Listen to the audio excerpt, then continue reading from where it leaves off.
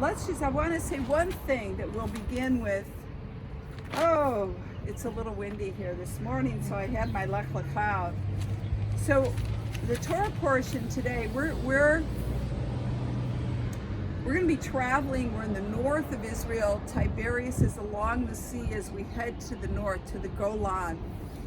And this is the area where Abraham came down from, over in the Iranian area of Ur, and they came down into Israel. And our Torah portion this week is when Abraham, his family, his father had died in Tehran, and so God speaks to Abraham and he says, "Ve'omer Adonai el Avram Lek Leka." He said, go. You go is what it really means. Lek Leka, walk, go, you go. And he says to get out of your country, away from your kindred, away from your father's house, unto the land that I will show you. And then God promises Abraham that he will make him a great nation. And so when you're sitting in this nation and you're watching a nation that barely survived its first day after Ben Gurion announced, the UN voted, and they said Israel is going to be a nation. That announcement came May 14th, 1948, and within hours, the next day, Israel was attacked by five or six Arab nations. Full-blown attack. I mean, this is a fledgling country. The British are going out. The Jews are coming in, and they're completely attacked, and they survive. 1 year of war was their first year in this land. 1 full year of war. And so today, when God said, I will make you a great nation, when we go back to 1948, when the country couldn't even get supplies from Tel Aviv to Jerusalem, to today, when this nation is affecting every single country in the world, we are bringing innovation and technology that is changing the quality of life of the masses around the globe. God surely meant it when he said to Avram, I will make you a great nation. And I want you to remember this one thing. All eyes on Zion, because there will come a day when this nation will be the capital of the world. And so all eyes on this nation. And then he doesn't just say, I'm going to make you a great nation, which is the people, the, Klal Israel, the Am, it's the whole. But then he takes the broad vision and he brings it down. And he says, and then the next thing I'm going to do to you, a little windy here. He says, here, yeah, good idea, thank you. He says, and then I will bless thee. Now what's very, very interesting about the word bless, or even blessing, brachot, all right? You change just one letter, bracha, right? And when you change this letter, you go from blessing to meaning a spring of water. So when God talks about making streams in the desert, he talks about springs of water. As we're going to go now to the north, and we'll get you a picture of this. There is a place in the up in the north at the Banyas. There's a place where 100 springs all converge. Oh wow! It is something to see this kind of water force flowing down from Hermon into the Yarden, and then the springs coming together. So a true blessing. And then he says, I'll bless you and I'm going to make your name great. Well, I don't know if there is a greater name apart from Moshe and of course Jesus, Yeshua.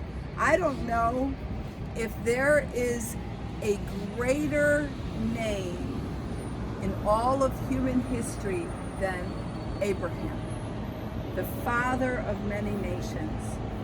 And so we have Avram.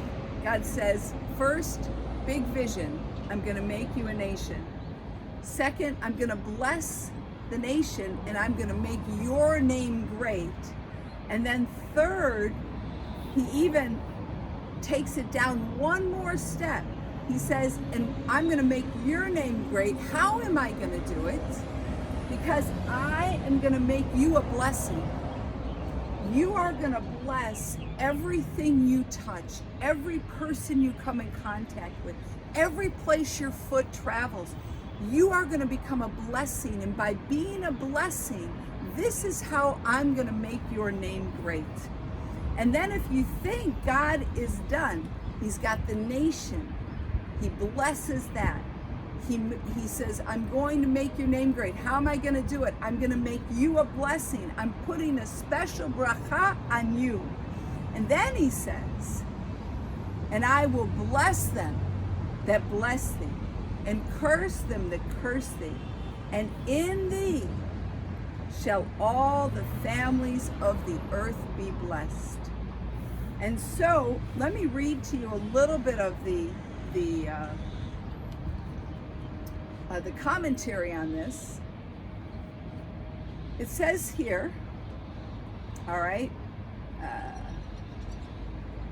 I want to, okay. To the Jew, this is Tolstoy wrote this, okay? This is what Tolstoy wrote. I don't know if you've ever read his writings, but amazing work.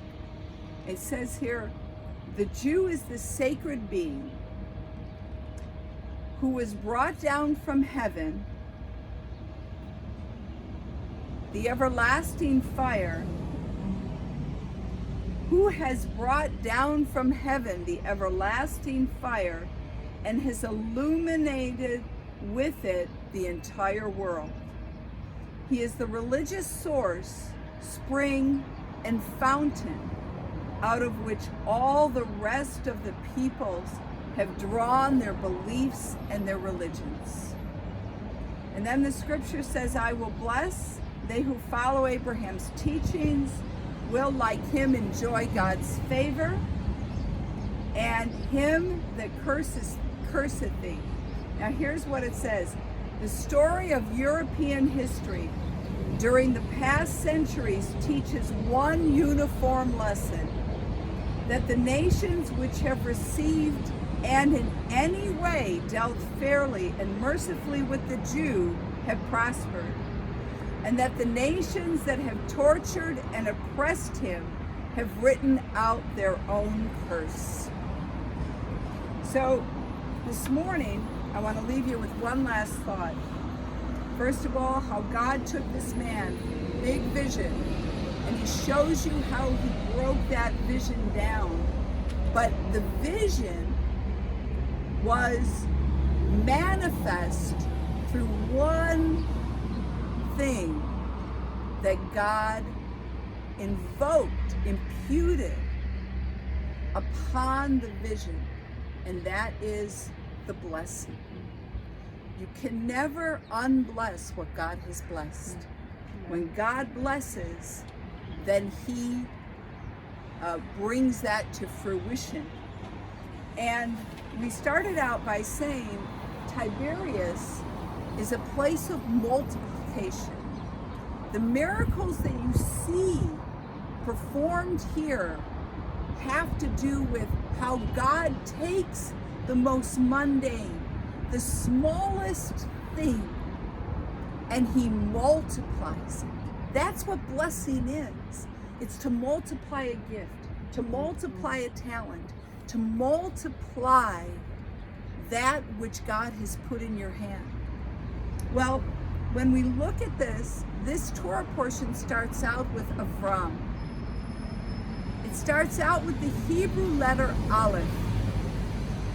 The Hebrew letter Aleph means master, thousands, multiplication.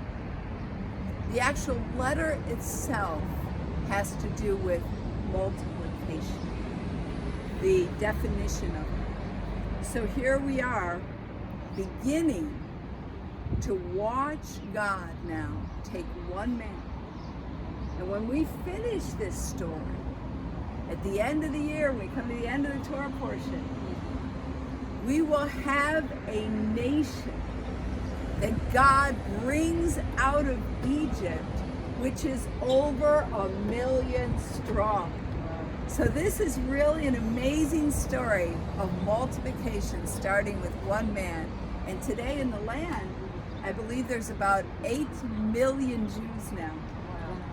From the Holocaust, we started this country with 500,000. So today, when you think about your gifts, your talents, when you think about what God has given you, a gift, whether it's a speaking gift, whether it's a gift of service and helps, whether it's a gift of teaching and education, working on cars, engineering, whatever your gift is, share it. Bless others with it and watch God take it and multiply it in your life. All right? Kol hakavod, we are on our way. And, bye-bye. It's been wonderful. Like, share, and subscribe. That's the message for you. Okay, we love you. Bye-bye.